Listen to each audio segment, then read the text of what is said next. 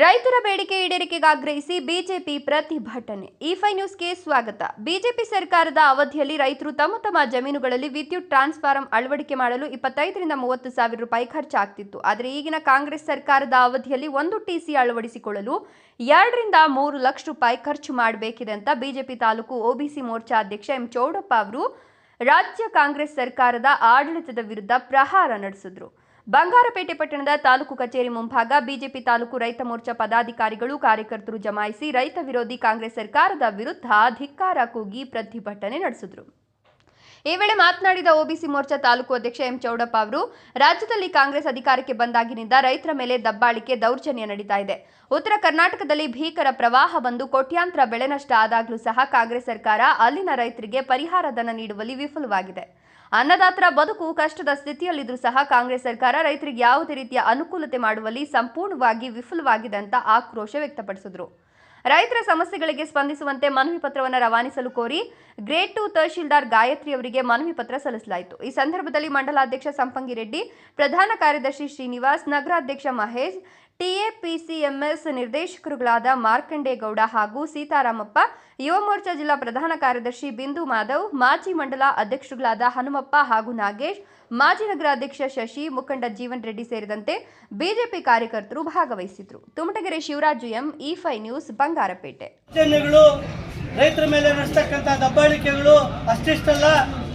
ಮೊದಲನೇದಾಗಿ ಹೇಳ್ಬೇಕಂದ್ರೆ ಕಾಂಗ್ರೆಸ್ ಸರ್ಕಾರ ಈ 2025-26ನೇ ಸಾಲಿನ NDRF ಹೇಳ್ತದೆ ಪ್ರವಾಹ ಆಗ್ತದೆ. ಉತ್ತರ ಕರ್ನಾಟಕದಲ್ಲಿ ರೈತರದ ಎಲ್ಲ ಬೆಳೆಗಳು, ದ್ವಿದಳ ಧಾನ್ಯಗಳಿಂದ ಹಿಡ್ಕೊಂಡು ಹಣ್ಣುಗಳು, ತರಕಾರಿಗಳು ಎಲ್ಲ ಸಾಕಷ್ಟು ಕೋಟ್ಯಾಂತರ ರೂಪಾಯಿ ನಷ್ಟ ಆಗ್ತದೆ. ಇವತ್ತು ಏನಾದರೂ ಬೆಳಗ್ಗೆಯಿಂದ ಸಂಜೆವರೆಗೂ ಕಷ್ಟಪಡ್ದು ಮನೆ ಮಕ್ಕಳು ಸಮೇತ ಕಷ್ಟಪಡ್ತಕ್ಕಂಥ ಯಾವುದಾದ್ರೂ ಒಂದು ವರ್ಗ ಇದೆ ಅಂದರೆ ಅದು ನಮ್ಮ ರೈತಾಪಿ ವರ್ಗ. ಅದು ತಮಗೆಲ್ಲ ಗೊತ್ತೇ ಇದೆ. ಗ್ರಾಮೀಣ ಭಾಗದಲ್ಲಿ ಬೆಳಿಗ್ಗೆ 4 ಗಂಟೆಗೆ ಎದ್ದು ಹಾಲು ಕರಿಯೋದ್ರಿಂದ ಹಿಡ್ಕೊಂಡು ರಾತ್ರಿ ಮಲಗೋಷ್ಟಕ್ಕೆ 10 ಗಂಟೆ ಆಗ್ತದೆ. ನಿರಂತರ ಶ್ರಮ ಮಾಡ್ತಾರೆ. ಒಡವೆ ವಸ್ತ್ರವನ್ನು ಇಟ್ಟುಬಿಟ್ಟು ಬಂಡವಾಳಗಳನ್ನು ಹಾಕಿ ಬೆಳೆ ಬೆಳಿಕ್ಕೆ ಹೋಗ್ತಾರೆ.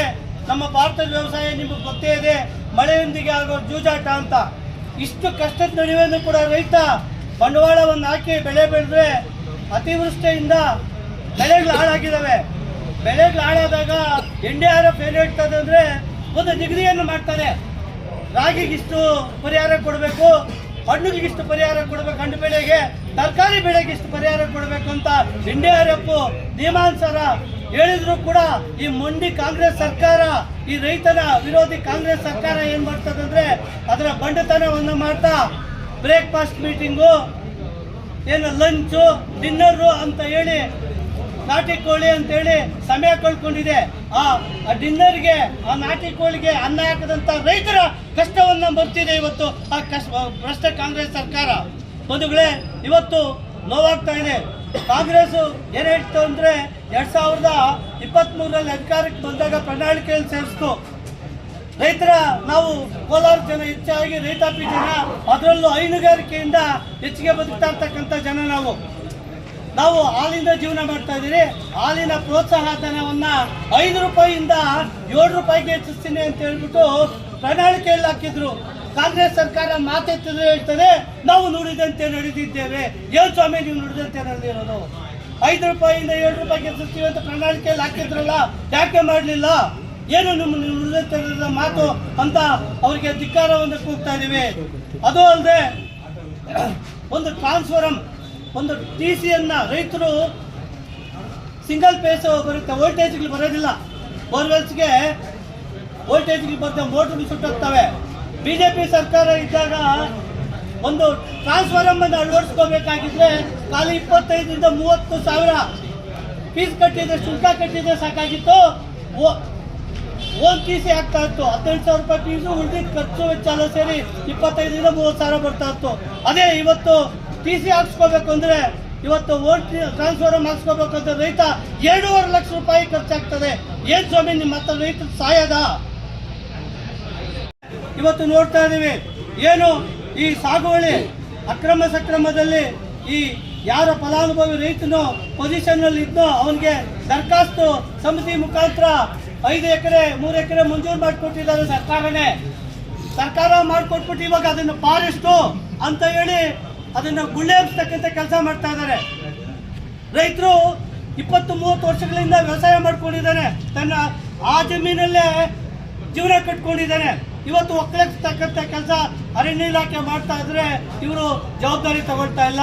ಇವ್ರು ಏನ್ ಮಾಡ್ತಾ ಇದಾರೆ ಅಂದ್ರೆ ಬೇಡದ ವಿಚಾರಗಳನ್ನ, ಕಾಂಗ್ರೆಸ್ ಸರ್ಕಾರ ಬೇಡದ ವಿಚಾರಗಳನ್ನ ಮನಸ್ಸಲ್ಲಿ ತುಂಬಿ ಜನರ ಭಾವನೆಗಳಲ್ಲಿ ತುಂಬ್ತಾ ಇದ್ದಾರೆ. ಉದಾಹರಣೆಗೆ ವೋಟ್ ಚೋರಿ ಅಂತೆ, ವೋಟ್ ಚೋರಿ ಅಂತೆ. ಏನು ಸ್ವಾಮಿ ವೋಟ್ ಚೋರಿ? ವೋಟ್ ಚೋರಿ ಅಂದ್ರೆ ಏನು? ನಿಮಗೆ ಕಾಂಗ್ರೆಸ್ ಸರ್ಕಾರಕ್ಕೆ ಚುನಾವಣೆಗಳಲ್ಲಿ ಜಯ ಆದ್ರೆ ಅದು ಜನಾದೇಶ, ಬೇರೆ ಪಕ್ಷಗಳು ಗೆದ್ರೆ EVM ದೋಷ. ಉದಾಹರಣೆಗೆ 2023ರಲ್ಲಿ ಕಾಂಗ್ರೆಸ್ ಇದೆ ರಾಜ್ಯದಲ್ಲಿ, ನಮ್ಮ ರಾಜ್ಯದಲ್ಲಿ 136 ಸೀಟ್ ಗೆದ್ದು ಯಾರೂ ಮಾತಾಡಲಿಲ್ಲ. ಸಿದ್ದರಾಮಯ್ಯನವರು ಹೇಳಿದ್ರು ಇದು ನಮಗೆ ಸ್ಪಷ್ಟ ಬಹುಮತ, ಇದು ನಮಗೆ ಸ್ಪಷ್ಟ ಜನಾದೇಶ ಅಂತ.